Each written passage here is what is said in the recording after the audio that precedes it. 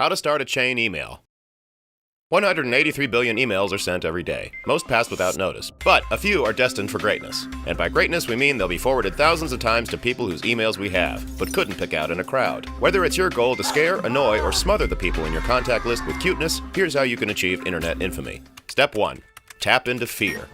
According to watchdog groups like Hoaxbusters, standard chain letters can be broken down into 3 parts: the hook, the threat, and the request. The hook is a story designed to pique your interest. For example, this email was crafted by renegade robots. This is followed up with threats of death, disfigurement, locusts, boils, whatever gets fingers on the forward button. You can avoid these looming disasters if you just forward the letter. Step 2.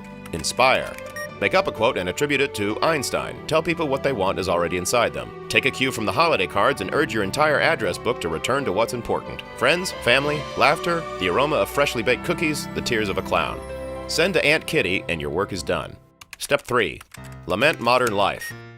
We can all agree that things used to be better than they are now. Contrast today's miseries, war, pornography, pollution, to yesterday's halcyon glow.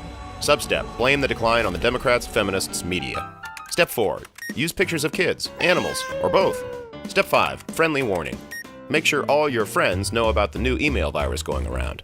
The one that gets into your computer, changes all your screen names to Mommy Boy, loots your credit card number, and then uses it to shop for hemorrhoid cream.